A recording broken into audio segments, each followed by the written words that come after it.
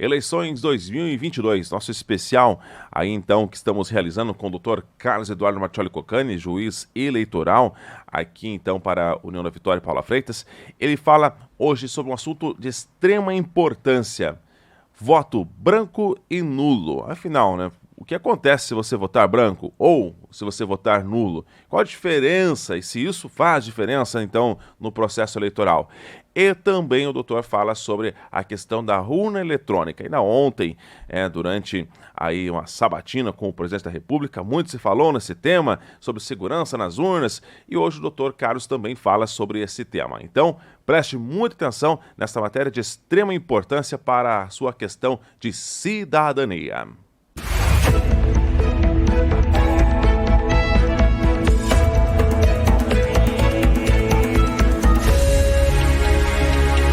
Eleições 2022.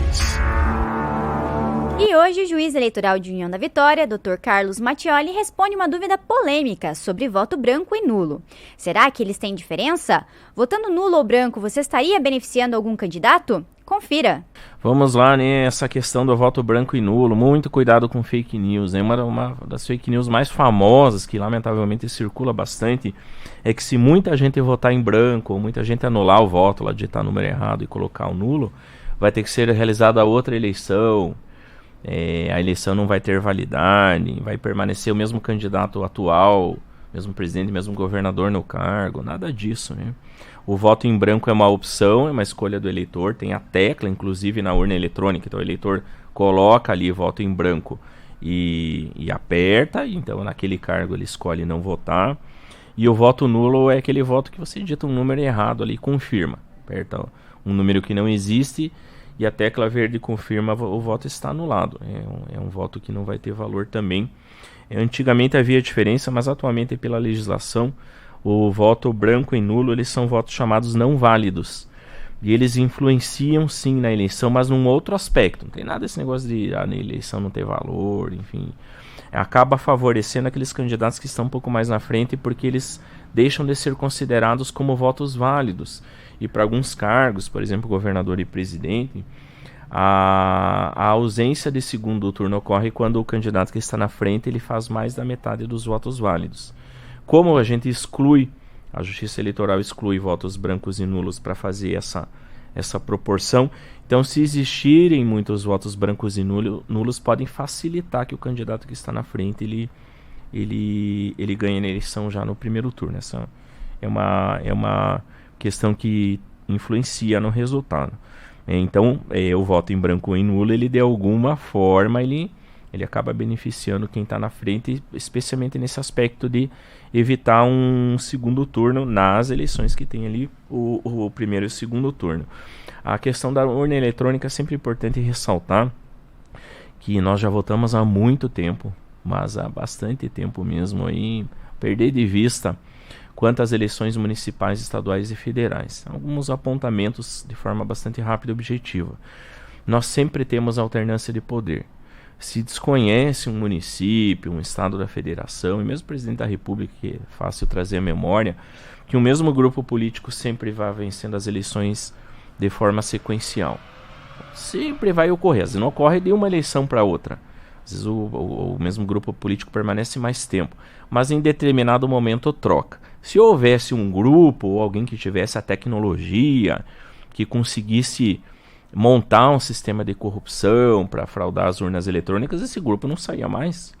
É uma primeira questão, né? Os outros iam ficar alijados da alguém que conseguisse uma tecnologia que coloque lá uma programação que force os votos para determinado grupo político. A pessoa ia fazer isso em todas as eleições dela, ia fazer um cálculo lá de segurança para dar menos margem para discussão, mas ela ia ser votada eternamente. E a gente sempre tem alternância, basta fazer uma pesquisa ou até mesmo puxar na memória. É um outro aspecto. Antigamente, no voto de papel, quem acompanhou a apuração, seja eu, por exemplo, que acompanhava meu pai, servidor público, ele contando, e uma vez eu fui lá no local, não podia entrar, e daqui a pouco eu tava lá dentro, fui levar um lanche para ele. Começou a virar a madrugada, e a minha mãe fez um sanduíche lá, e eu fui levar para ele lá, porque eles estavam sem... a alimentação já tinha acabado lá, e eles não esperavam que fosse prolongar tanto a apuração. E daqui a pouco eu tava dentro, lá sentado do lado dele, né? o que não era permitido. É uma loucura, você virava aquela urna eletrônica de lona em cima de mesas compridas, mesas grandes, espalhava aquele monte de voto, caía alguns no chão, você pegando no chão, botava de novo na mesa, as pessoas dividiam ali por montanhazinhas ali de votos, e elas tinham daí as planilhas e elas abriam o voto, verificavam a lisura e iam fazendo anotações em formulários que depois eram juntados e era feita a soma. Essa conferência às vezes era mais minuciosa, às vezes não era. Tinha gente que ia colocando ali de cada 3 votos nulos ali e aproveitava umzinho ali pro candidato de preferência. Lamentavelmente acontecia, né? O maior risco era o voto em branco, porque uma olhadinha pro lado dos fiscais ali, a pessoa tinha que usar caneta para preencher a planilha, ela fazia um xizinho ali, num voto que estava em branco, por uma opção do eleitor, a pessoa escolhia um candidato ali e marcava. Então a possibilidade de fraude era gigantesca. Não tinha conferência de todas as planilhas, às vezes tinha erro de cálculo mesmo, porque era uma soma ali com o calculador em cima da mesa, alguém errava. Hoje em dia, como funciona? No pós-eleição, na apuração. Todos os partidos levam fiscais para os locais de votação. Os grandes partidos têm fiscais em todos os locais de votação, repito. E eles acompanham a impressão da urna no começo do dia, que sai a chamada zerésima, que sai lá, fulano de tal, 0 votos, ciclano de tal, 0 votos, todo mundo 0. E no final do dia, aquela última impressão, que são feitos vários, que é chamado boletim de urna, cada partido inclusive pede uma cópia para poder levar para o comitê lá para fazer a conferência. E daí sai lá diferentes. Fulano, 20 votos naquela urna, ciclano, 15, votos brancos, 3, votos nulos, 8. E essa conferência, os partidos, os grandes partidos, especialmente que têm candidatos a governador e presidente, eles levam para os comitês e depois eles vão somando no país. Eles fazem uma apuração paralela. É uma apuração, uma fiscalização paralela feita por mais de um grupo político. Porque para eles, se não bater, eles vão levar isso para a justiça eleitoral e vão inevitavelmente anular a eleição. E diferente de antes, quem lembrava lá antigamente da urna de papel, da lona, nunca batia, era impressionante. Quando tinha uma recontagem, dava 3 votos de diferença e alguém falava, meu Deus do céu, a gente contou tudo de novo, por que deu 3 votos? Daí fazia mais uma terceira, dava 5 votos de diferença. Porque é o erro humano ali, é o cansaço, é a planilha, é o cálculo manual, é aquela cédula que você abre e você fica na dúvida se o X ali tá certinho ou não tá, se é caso anular ou não. E daí dava essa margem. E na urna eletrônica isso não acontece, nessa conferência. Lembrando que daí esses dados eles são colocados depois que a urna faz essa impressão dos boletins. Ela passa ou por um sistema de transmissão interno, não tem ligação com a internet. Importante dizer que daí viriam os hackers, né? Que poderiam mexer ali na internet. É um sistema fechado. Elas passam por uma apuração que vão sendo colocados no computador do fórum eleitoral e vão passando por esse sistema fechado para o TSE. E quem vai acompanhando em casa, ali pelo próprio site do TSE ou aqueles portais que replicam as porcentagens, vai vendo que vai subindo a porcentagem até chegar a 100% normalmente naquela mesma noite ali do dia da votação, quase sempre, né? Às vezes meia hora depois, às vezes 2 horas depois, que é o tempo de você tirar ali antes era o disquete, agora uma espécie de pendrive ali, enfim, você coloca daí no computador e vai... O sistema ali vai somando e vai levando.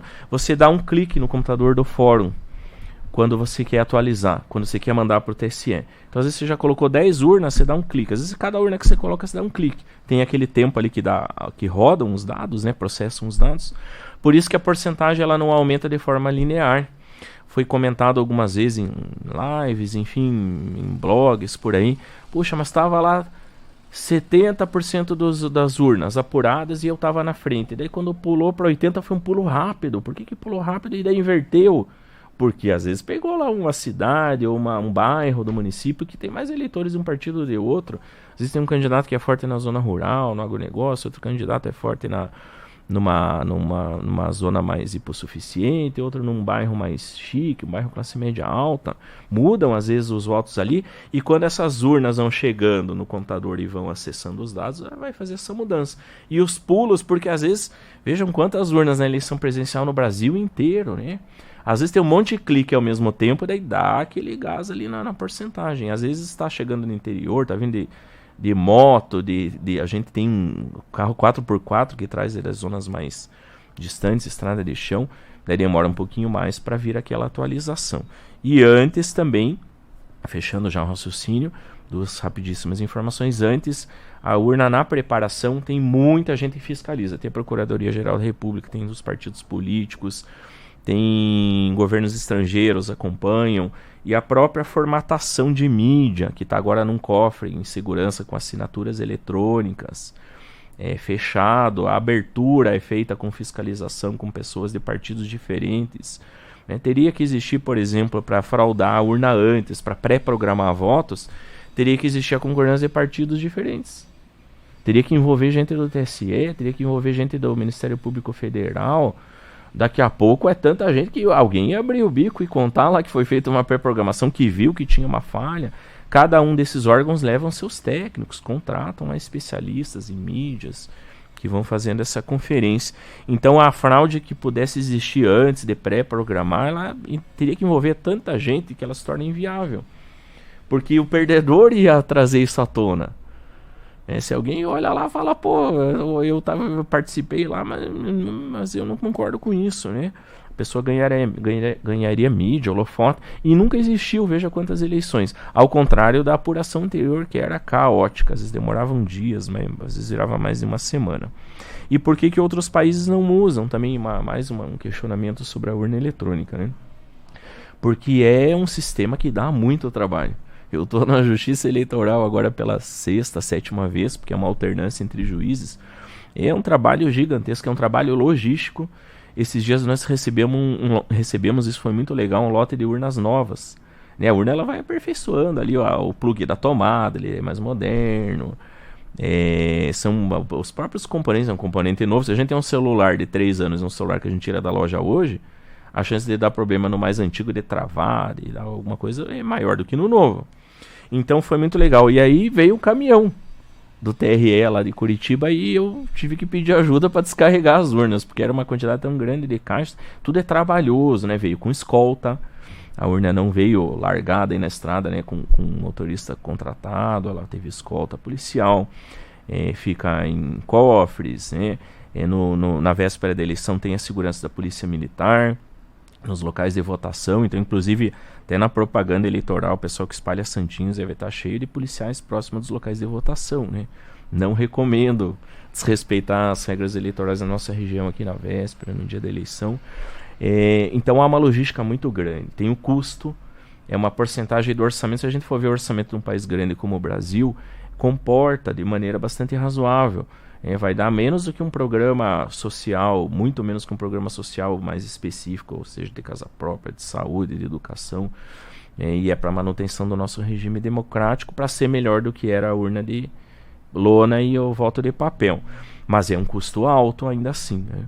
É mais administrável num país continental como o Brasil, porque tem mais arrecadação de impostos, tem arrecadação da indústria, do agronegócio, das grandes empresas. Então o dinheiro que entra no orçamento, esse orçamento que é mandado para a Justiça Eleitoral comporta. Países que são menores, que têm economias mais instáveis, podem ter dificuldade, seja de logística ou financeira, e dá muito trabalho, enfim. Então não é você para instituir dentro de um empresário que está nos ouvindo, um comerciante, né? Como que era o caixa de um comércio antigamente? Era aquele que você puxava a gavetinha, tinha as moedas e as cédulas. Hoje você instala o programa de nota fiscal eletrônica, você instala um programinha no computador ali para fazer a passagem do código de barras e sair o preço na tela, você instalar o monitor. Isso tem um custo que foi administrado pelo comerciante, ele se organizou para isso.